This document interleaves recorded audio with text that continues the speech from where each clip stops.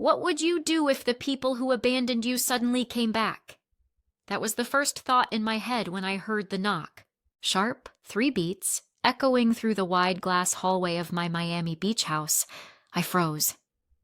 You ever have a sound that drags 12 years of silence back into the room? That was it. I walked barefoot across the marble floor. The ocean wind slipped in through the cracked balcony doors, salty and cool, but my palms were sweating. My heart said, don't open. My curiosity said, you have to. When I pulled the handle, the sun was blazing behind them. My mother, Thomas, Sophia. The 3 faces I hadn't seen in more than a decade. The people who had erased me from their lives now stood framed in the doorway of the life I built without them. No, hi. No, are you okay? Just that awkward pause. Their eyes scanned the house behind me, the high ceilings, the white walls, the ocean glittering past the glass. And then they looked at me, as if I was the stranger. Do you know that feeling when your stomach drops, like you're falling without moving? I felt 12 years collapse in a single second. My mother's hair was grayer, her hands shaking just a little. Thomas stood straight stiff, eyes calculating like he was already adding up the cost of the furniture. Sophia rested one hand on her stomach. Pregnant, of course. Camilla, my mother whispered. Just my name, nothing else. And I thought, why now? Why after 12 years of silence? 12 years of returned letters? 12 years of pretending I never existed? I didn't say it out loud, I just stepped back. Part of me wanted to slam the door. Part of me wanted to scream, but I let them in, and the air in the room changed instantly. They sat in my living room like it was theirs. My mother's eyes roamed the bookshelves, pausing on the framed certificates. Thomas leaned back on the sofa, stretching out, like he was testing the fabric. Sophia asked for water. I poured it, hands trembling. You know when you can hear your own pulse in your ears? I kept thinking, this is not real. This is not happening. But it was. The silence stretched so long it became unbearable. Finally, Thomas cleared his throat. You've done, well, for yourself. Not, we missed you. Not, we're sorry. Just that. The words felt like sand in my mouth, and I caught myself gripping the glass of water so tight it almost slipped. What would you say if the people who cut you off show up uninvited in your house, complimenting the walls instead of acknowledging the wounds? I looked at each of them in turn. I thought about the years I spent alone, nights working, mornings doubting, all the steps that led me here. And now they wanted in. I leaned back, steadying my voice. Why are you here? The question hung heavy. My mother blinked fast, eyes wet. Sophia touched her belly, avoiding my gaze. And Thomas? He smiled. That kind of smile that hides more than it reveals. And in that moment, deep down, I knew. They didn't come for me. They came for something else. But I wasn't ready to say it. Not yet. I left the silence open, like a wound that still bleeds. So let me ask you, if your family walked back into your life after 12 years, after erasing you completely, would you let them sit in your living room? Would you pour the water? Would you wait to hear why? Or would you have closed the door? Because that was my choice, and it was only the beginning. The moment they sat down in my living room, my mind slipped somewhere else. It's like my body was there, but my head was back in another house, another year, another life. You ever smell something or hear something, and suddenly you're 13 again? That's what it felt like. I saw my father's face first, not the way he looked at the end, sick and tired, but the way he smiled when he carried me on his shoulders at the county fair. His laugh filled a room. And then one day, he was gone. Heart attack. Quick. Brutal. I was 16. And everything after that moved too fast. My mom remarried within a year. Thomas walked into our lives like a storm. He wasn't violent, he wasn't cruel in the obvious ways, but he had this quiet authority, the kind that made you feel small just by standing near him. You know the type?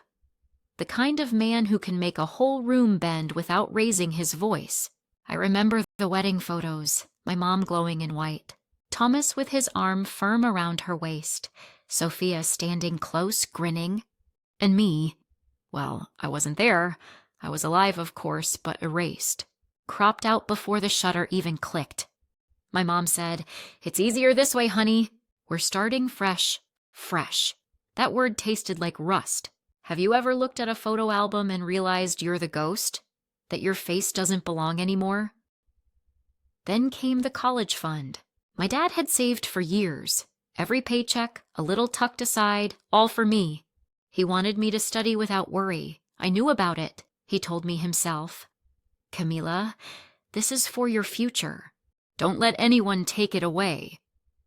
But when the time came, the account was empty, drained, used. I asked my mom where it went. She looked away. Thomas said, "Sophia needed braces, school fees, life's expensive." Like my father's sacrifice was just loose change. That was the moment the line cracked. That was when I realized I wasn't a daughter anymore. I was a leftover. And then the little cuts kept coming. Thanksgiving dinners without an invitation. Christmas mornings with no gifts under the tree for me. Phone calls that went unanswered. Birthdays forgotten.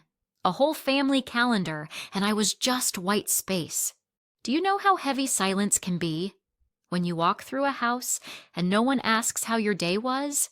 When every laugh feels like it's at your expense? I kept telling myself maybe I was the problem. Maybe if I tried harder, if I studied more, if I smiled bigger, maybe they'd see me. But the truth was simple. They didn't want to. One memory sticks the sharpest, Sophia's graduation. I showed up late, straight from work. I stood in the back holding a gift. My mom spotted me, and instead of waving me over, she frowned. Thomas whispered something to her, and she turned her face away. They never even let me hand the gift to Sophia. I walked home with it still in my bag. Think about that. A family that would rather pretend you don't exist than deal with the truth of you. Those pieces of the past, they don't fade. They carve themselves in. Every empty chair, every returned letter, every ignored knock on the door, those were bricks. And they built the wall between us long before I ever locked them out. And here they were, 12 years later, sitting in my living room, sipping my water like none of it had happened. So let me ask you, what would hurt you more? Losing family to death, or watching them erase you while still alive? That's why when they came back, I couldn't just see 3 people at my door. I saw the missing photos, the empty account. The birthdays with no candles. I saw a girl erased piece by piece, and that girl still lives inside me.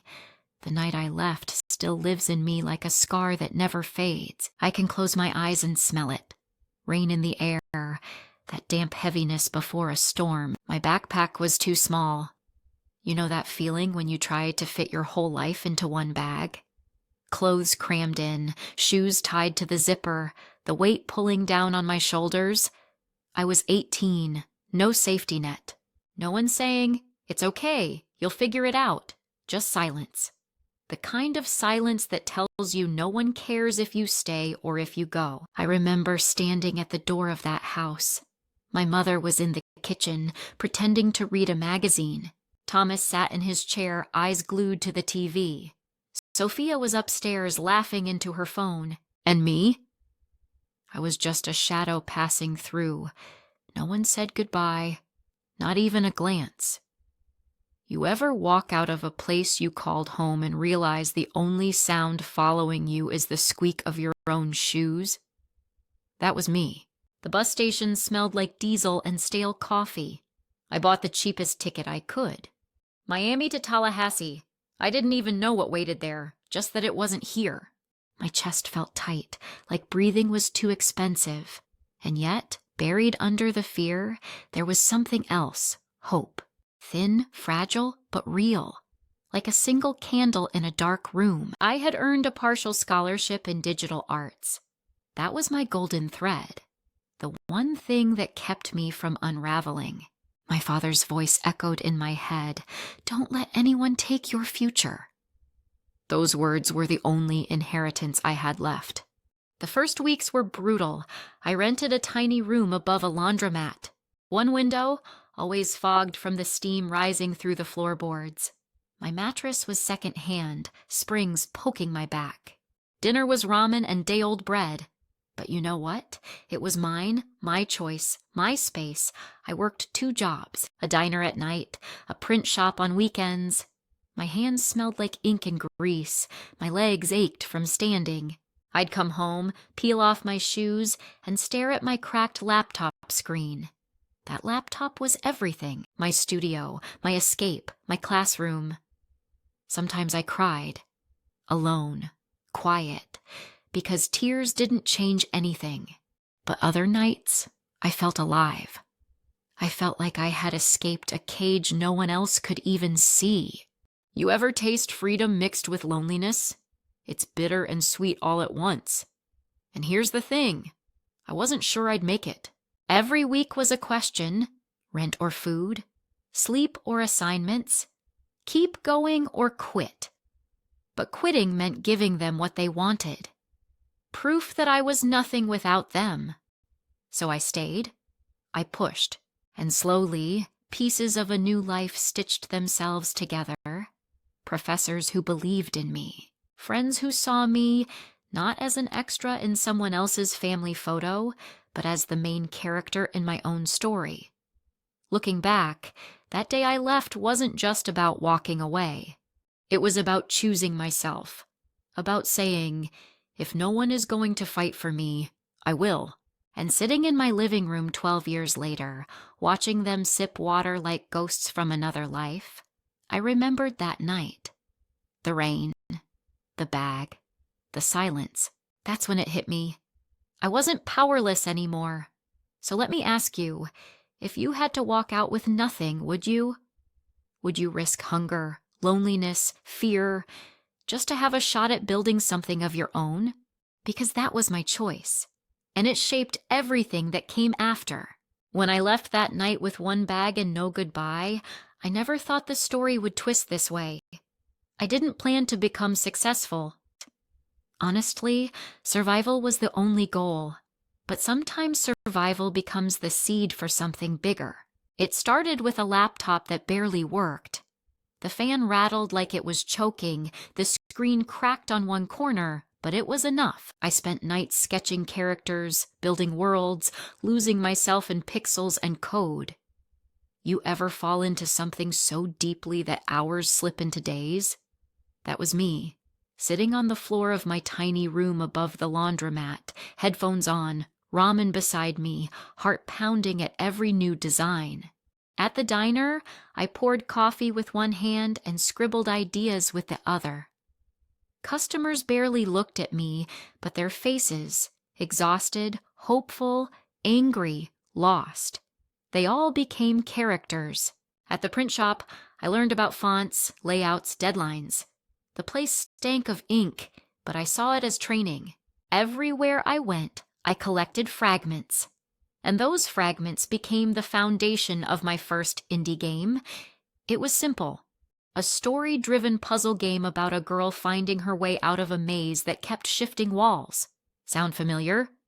Yeah, it was my life, turned into pixels. I uploaded it online with no expectations. But then something happened. People played.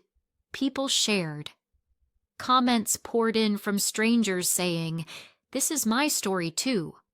Or, I cried at the ending. And slowly, downloads turned into donations. Donations turned into commissions. Commissions into contracts. Flash forward 2 years, I was running a small studio with 5 friends. We worked in a rented office above a bakery in downtown Miami. The smell of fresh bread drifted through our brainstorming sessions. We laughed, argued, pulled all-nighters fueled by pizza and Red Bull. Then came the turning point. A bigger company wanted to buy us out. I still remember the meeting. A glass conference room, the skyline of Miami behind us, lawyers shuffling papers, my palms sweaty, my heart a drumbeat. I signed, and just like that, the girl who left home with a torn backpack became a millionaire. Do you know what pride feels like when it's mixed with disbelief? Like standing on the shore after nearly drowning. You can still taste the salt water, but you're alive. But here's the truth. It wasn't about the money. It was about proof. Proof that I wasn't the erased child in the wedding photo. Proof that my father's sacrifice didn't vanish. Proof that I mattered. And that's when the twist of fate showed up. Success has a strange echo. The louder it gets, the more people you thought were gone suddenly find their way back. Phone calls from unknown numbers, old friends remembering your birthday, and eventually, the knock on my door, the one you already know about. But in that moment of rising, before the confrontation, I stood taller than I ever thought possible. I was proud. I was inspired. And I wanted to inspire others too. So let me ask you, have you ever turned your pain into fuel? Have you ever taken what broke you and built something unshakable from it? Because that's what I did, and it worked. I thought I was prepared. I thought success had armored me against their games. But sitting at that long dining table with the clink of silverware and the hum of polite conversation, I realized I wasn't ready at all. The invitation came suddenly, a text from Sophia, short and sweet. We should have dinner to reconnect. It sounded harmless, almost kind. And maybe a part of me wanted to believe it, that they finally saw me, not as the outcast, but as family. The restaurant was one of those places where candles sat in tall glass holders, where the air smelled faintly of rosemary and roasted meat. A string quartet played softly in the corner, too perfect, too polished. My guard went up the moment I walked in. They were already seated. Sophia with her bright smile, leaning forward like she couldn't wait to see me. Thomas in a tailored suit, tapping his fingers on the table, pretending to be relaxed. My mother sat between them, quieter than usual, her eyes flicking down at her menu as if she couldn't face mine. The waiter poured wine. Conversation started with small talk, work, the weather, Miami traffic. I played along, but my chest felt tight. I kept thinking, why now? Why this? Then Thomas leaned in. You've done well for yourself, Camilla, he said, voice smooth, almost rehearsed. We've been following your success, impressive, truly. I waited. Because compliments from Thomas always had teeth, and there it was. We've been exploring some opportunities, he continued. Real estate, renewable energy, big ventures. But to get things moving, we need capital. The word hung there, capital. My fork clinked against the plate. Sophia jumped in before I could respond. You've always been the smart one, Camilla.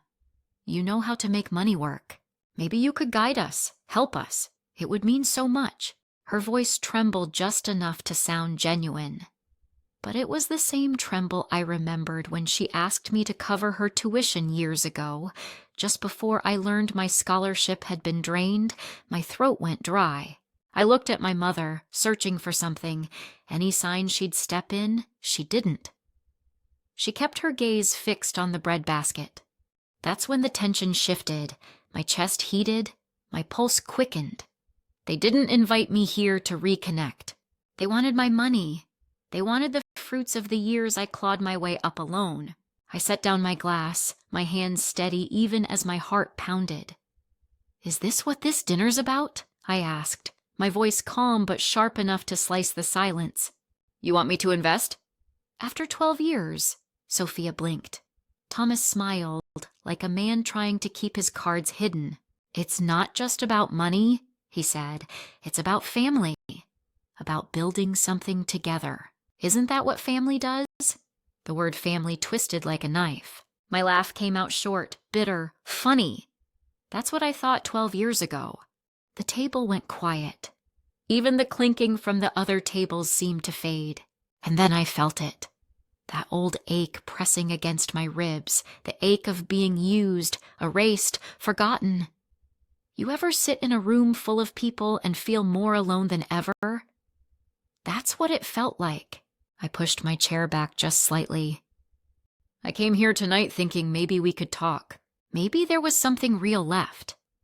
But if all you want is my money, then let's call it what it is. Thomas's jaw tightened.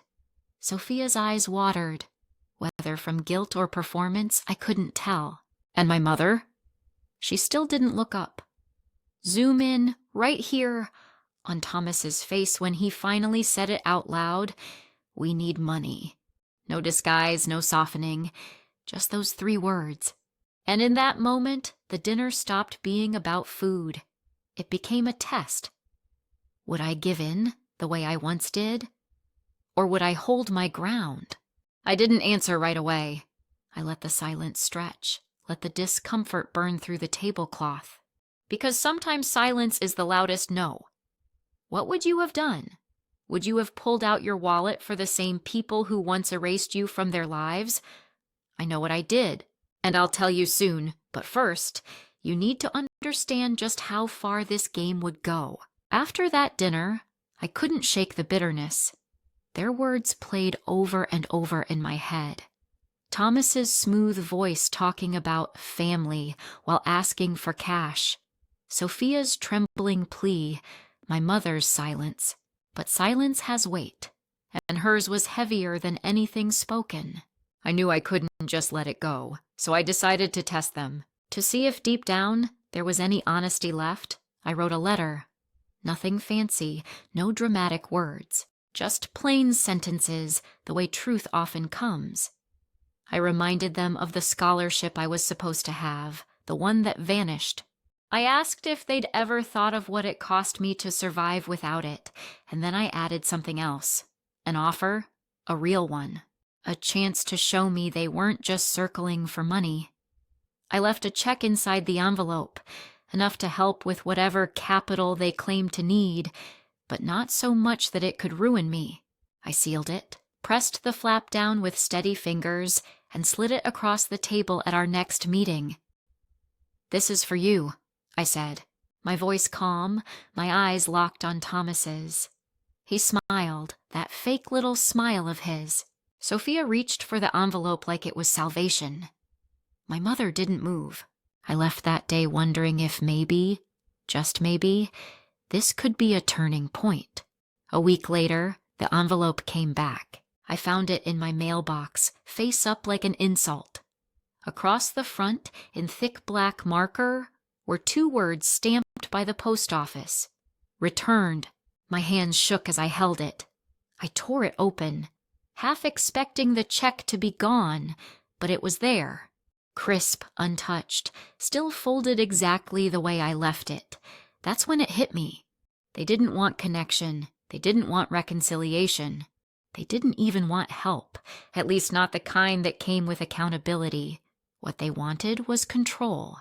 The power to decide what counted as family, what counted as loyalty. I checked my phone, no message, no email, not even a call. The letter had been ignored, just like my voice had been ignored 12 years ago. That night, I sat at my desk staring at the envelope. The room was dark except for the glow of my laptop. I scrolled back through old emails, the ones I'd sent begging for answers when my scholarship disappeared, the ones that bounced back with silence. And then I found it. One email from Thomas himself, short and brutal. Things change. Don't dwell on the past. The bile rose in my throat.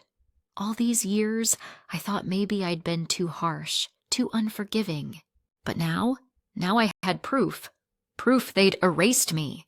Proof they'd built their lives on lies and silence. And now, the envelope, returned like an unwanted truth, was my final evidence. You ever hold something in your hands and realize it's not just paper? That it's your entire history boiled down into a single object? That's what that envelope became. I took a photo of it. The bold black letters screaming returned. I saved it on my phone. And for the first time in years, I didn't feel small. I didn't feel powerless. I felt ready.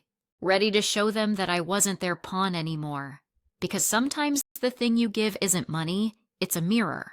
And when people refuse to look, that tells you everything. So I ask you, what would you do if the very people who once erased you tried to script your life again? Would you stay quiet? Or would you hold up the evidence and let the world see? The real confrontation was coming, and I wasn't walking into it empty-handed. The envelope was still on my desk when the phone rang. I almost didn't pick up, but the caller ID stopped me cold. Law offices of Martinez and Brooks. My chest tightened. I answered with a wary hello, and then came the words that shifted everything. Miss Rivera, we've uncovered a will, a document your late father left behind. One that directly concerns you. For a moment, I couldn't breathe. My father? The man I thought I'd lost, not just in body, but in legacy too? The lawyer explained. Slowly, carefully, like each word was a fragile glass he didn't want to drop. The will had been drafted right before my father passed. It named me, not my mother, not Thomas, as the rightful heir to a property in Orlando, a house that was mine all along. But here's the twist. That document had been hidden, locked away, intentionally kept from me. I pressed the phone tighter against my ear. You're saying they knew? A pause. Then, yes, someone prevented you from seeing it. The room spun. My knees nearly buckled. I clutched the edge of my desk just to stay standing. Think about it. All those years I believed I was left with nothing. All those nights I wondered if my father forgot me when he signed his last papers. And now I find out. It wasn't him. It was them. I thought back to the wedding photo, the one where my stepfather stood proudly beside my mother, smiling, while I was cropped out. That image always felt like a metaphor, but now I realized it wasn't just symbolic. They had been cutting me out for real. From pictures, from money, from property, from family. Can you imagine the betrayal? To find out that the people who claimed to love you not only abandoned you, but also erased your father's last wish? I wanted to scream. But all that came out was silence. A silence heavy enough to fill the entire room. The lawyer broke it. Miss Rivera, legally speaking, you are the rightful owner. The Orlando estate belongs to you. My head throbbed. My heart pounded. Because in that moment, the stakes changed. This wasn't about hurt feelings anymore. It wasn't about who sat where at the dinner table, or who did or didn't answer my emails. This was about law, about inheritance, about a stolen truth. And if they could hide this from me, what else had they buried? The air felt electric, like before a thunderstorm, and inside me, anger and clarity collided. They thought they could rewrite my story, but now I had proof strong enough to fight back. I leaned against the window, staring out at the Miami skyline, phone still warm in my hand. The sun was setting, painting everything in gold, but I couldn't see beauty anymore. All I saw was red. Do you know what betrayal tastes like? It's metallic, bitter, like pennies held too long on your tongue. That's what filled my mouth as I whispered to myself, they stole from me. The lawyer's voice came again. Miss Rivera, do you wish to move forward? My laugh came out sharp, almost broken. Move forward? I've been moving forward my whole life without knowing half the truth. Now I'm done running. It's time to turn around. Pattern interrupt. And maybe you should ask yourself, what secrets would your family hide from you if it meant keeping control? Because here's the thing. I had always thought my survival was the only battle, paying bills, building my company, proving I could succeed without them. But this wasn't just survival anymore. This was reclamation. And reclamation is louder. So I said it out loud, clear enough for both of us to hear.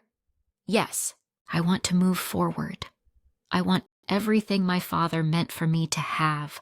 The lawyer confirmed he'd send the documents. Court might be necessary. It would get ugly.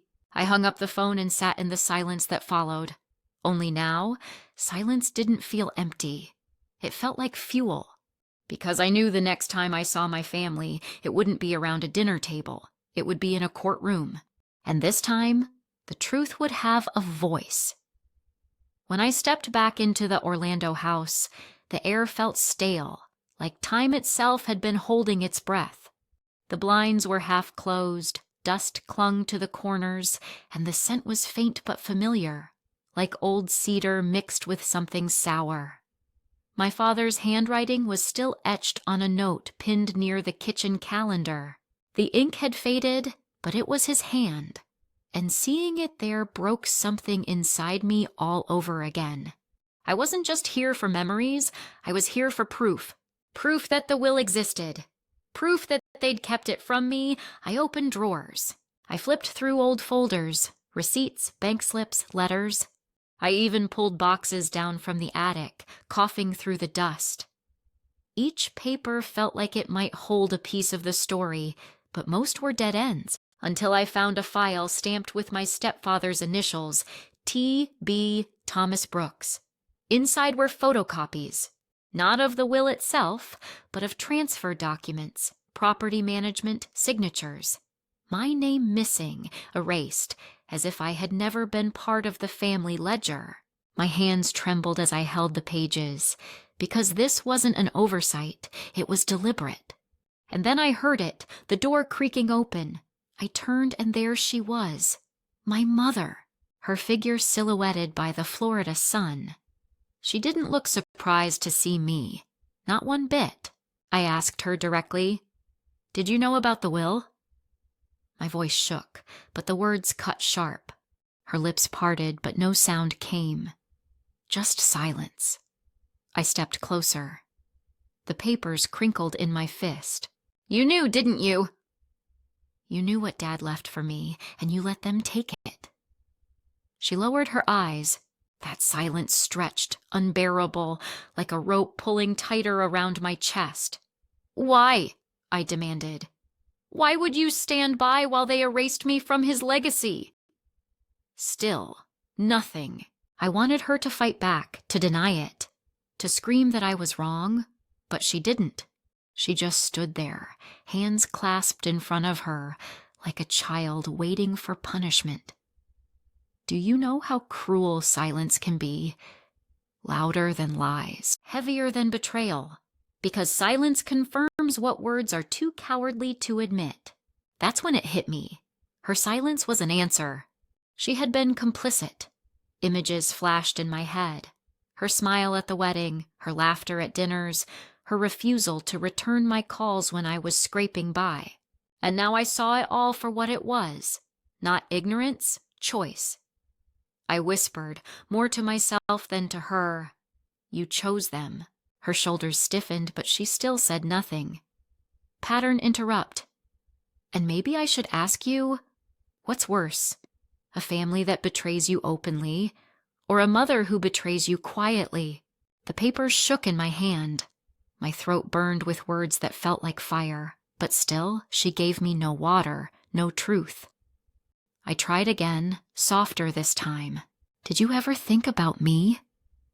About what Dad wanted for me? About the nights I starved while Thomas lived in this house?" Silence. And that silence was the loudest confession I'd ever heard. I turned away, because if I looked at her too long, I'd shatter.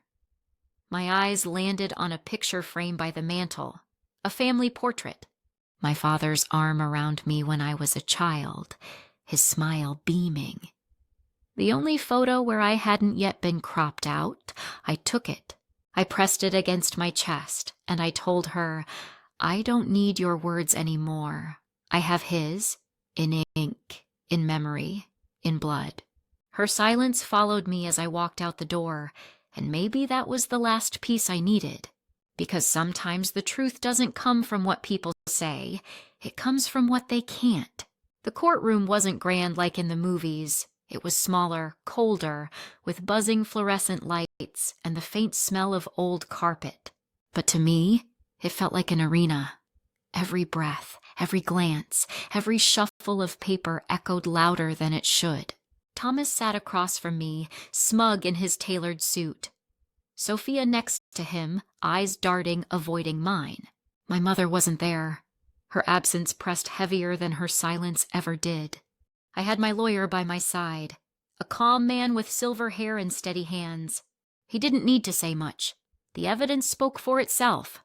But still, my palms sweated, my heart hammered like it wanted out of my chest. Because this wasn't just about property. It was about being erased, or being restored. The judge entered. We all rose. My throat went dry. And then it began. Thomas's lawyer painted me as the ungrateful daughter, the runaway, the one who abandoned the family only to come crawling back for money. His words were poison dipped in politeness. Each sentence felt like another attempt to bury me alive. But then it was our turn. My lawyer slid forward the documents, the will, my father's clear intention, the proof that Thomas had knowingly hidden it, transferred assets illegally, and cut me out against the law. I looked at Thomas when the papers hit the table. His smirk cracked just for a moment, and that moment carried me through the storm. Do you know that feeling when truth finally has a body, a voice, a spine? That was it. That was the first time in 12 years I didn't feel like I was begging to be seen. I was undeniable. The arguments volleyed back and forth. Objections, rulings. My ears rang with the tension, but I held on to one thing. My father's handwriting, my name, my right.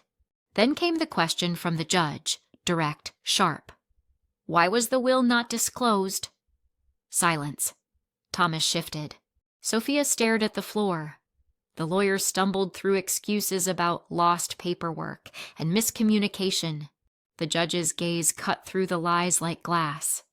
And in that silence, the same silence that had haunted me in my mother's kitchen, I realized they had no defense. Their power was only illusion, crumbling under the weight of truth. Pattern interrupt. And let me ask you, how do you fight someone who finally sees you when all your weapons were built on pretending you didn't exist? The judge ruled, clear, decisive. The property, the legacy, my father's words, they were restored to me. Thomas was ordered to withdraw his name, to return what was never his. It was over. But more than that, something inside me unclenched. 12 years of fists, of holding my breath, of waiting for someone to say I mattered. And now it wasn't just me saying it. It was the law. It was real. As I walked out of that courtroom, the Florida heat hit my face. I closed my eyes and breathed it in. For once, the weight wasn't crushing me. It was lifting. You know that moment when you finally win, but it doesn't feel like revenge. It feels like justice. That's what it was. And maybe that's why I want you to hear this. If you've ever been erased, silenced, pushed aside, don't let them write your ending. Because your truth, once it finds the light, is unstoppable. The night of the gala didn't feel like mine at first. The chandeliers, the velvet curtains, the soft hum of a string quartet. It all felt too polished, too unreal. But then I caught my reflection in the glass doors as I walked in. The girl who once left home with nothing but a backpack and a bruised heart was now hosting her own scholarship gala. And in that moment, I believed it. This was mine. The room was alive with chatter, glasses clinking, dresses shimmering under golden lights. People came not just for the event, but for the story behind it. My story. I stood near the entrance, greeting guests. Some were investors I'd met through the tech world. Others were students who had applied for the very scholarship I created. Their eyes lit up when they realized I was her, the girl who turned her pain into a platform. I saw hope flicker there, the same hope I once carried alone. And then, the speech. My palms sweated again, but not from fear this time. From anticipation. I walked to the stage. The mic buzzed softly. The room hushed. I began with the truth. I was once erased from family photos, my father's memory buried under lies, my place in this world stolen by the people who should have protected me. But tonight, I stand here not as a victim, not as a forgotten daughter, but as someone who reclaimed her story. I saw heads nod, a few gasps, even some tears. I told them about my father's will, the silence of my mother, the betrayal of Thomas and Sophia. But I didn't linger on bitterness. I shifted, like a camera pan, toward light. Family isn't defined by bloodlines, I said, my voice steady. It's defined by action. By who shows up when no one else does. By who stands beside you when the world pretends you don't exist. Pattern interrupt. Text on screen flashes. Family is who shows up. The audience erupted in applause. It wasn't just for me. It was for every unspoken story in the room. Then I unveiled the new scholarship fund, a program dedicated to students who had been cut off from their families, who had to fight for their place in education like I did. You don't have to walk alone, I told them. This fund will stand where families should have stood. This is my promise. The applause turned into a standing ovation. Cameras flashed. And for once, the light didn't blind me. It warmed me. Later that night, I stepped out onto the balcony. The Miami air was thick with salt and the sound of waves crashing far below. I held a glass of champagne, but I barely sipped. I just let the silence sit with me, not the heavy, suffocating silence of being ignored, but the calm silence of peace. I thought of my father. I whispered a thank you into the night. For his love, for his words on that will, for being the one person who never erased me, even in death. And then I thought of you, because I know you've been here too, maybe not in court, maybe not with inheritance papers, but in those invisible battles, fighting for recognition, for respect, for your own truth. So let me say this. Don't wait for someone else to validate you. Don't let their silence write your story. Stand up, speak out, reclaim your space. Because at the end of the day, family is not about titles or blood. It's about presence, about who shows up. I raised my glass that night, not to revenge, not even to victory, but to freedom. And to everyone watching, maybe tonight is the night you choose freedom too. You know what stays with you the longest. Not the shouting, not the slam doors, not even the courtroom battles. It's the silence. The silence of someone who could have stood up for you, but didn't. The silence of a parent who could have said your name with pride, but chose to look away. I've carried that silence for years, and even now, after everything, it echoes, louder than any insult, sharper than any rejection. Because silence feels like consent. And when you're a child, you don't know how to fight it. You just sit there asking yourself, if she doesn't speak, does that mean I don't matter? I used to replay that question every night. I'd lie in bed staring at the ceiling, wondering if maybe I was invisible, if maybe I had done something wrong, if maybe, just maybe, I deserved to be erased from the picture. Have you ever felt like that? Like the person who should have protected you became part of the betrayal just by staying quiet? It cuts deeper than words. Because words, at least they acknowledge you exist. But silence pretends you're not even there. And that's what broke me the most. Not Thomas's greed, not Sophia's fake kindness. It was my mother's lips pressed together, her eyes avoiding mine, her voice swallowed by fear or by choice. Do you know what silence does to a child? It makes you doubt your own memory. It makes you question your worth. It teaches you to shrink, to keep your dreams small, to believe that maybe you don't deserve more. But here's the thing. Silence also leaves space. And in that space, I started writing my own story. I started filling the blank with my voice, my art, my work. Because if no one else was going to speak for me, I had to. Looking back, I realize silence is not neutral.